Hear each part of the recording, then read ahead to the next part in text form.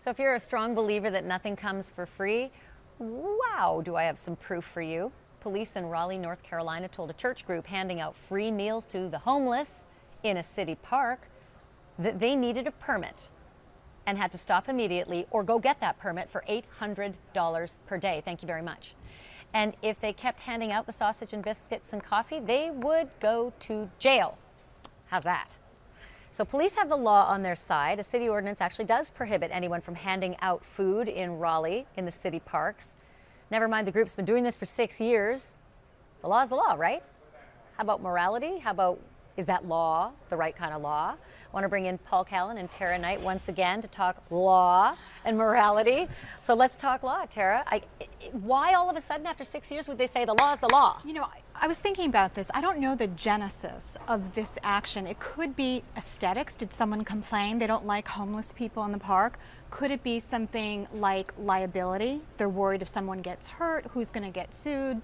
You know, the lawyers. I'm not. Because then the city has to pay. If a homeless guy trips and breaks his ankle, he could sue. Exactly. And if they continue to do that, usually ordinances only come with a fine. It usually doesn't involve jail, but the fine here, I understand, is $800 per day. The permit is $800 a day. Oh, is it? Okay, now, but how about the fine? The fine, do we know? We don't know, but it was something that they'd be arrested for as opposed to being cited for, which I thought was really surprising. Okay. Paul, there is another side to this that some people may not see in this magnanimous effort to feed the homeless, which I think is laudable. What about the other side of the coin, that you need to protect homeless people from those who may have nefarious goals, poisoning it, driving them from the city because the food makes them sick, or even worse, maybe they're just careless and the food is left out overnight filled with E. coli and it's dangerous for the homeless. Could you not also employ that logic? Well, sure, and that's why, you know, we regulate these things. You can't just have not-for-profit groups setting up randomly in parks. I'll give you another example. Let's say the park was next to a kindergarten, okay? Some parks are next to kindergartens. A not-for-profit or a church says, well, we're going to start feeding the homeless in that park where all these little kids play.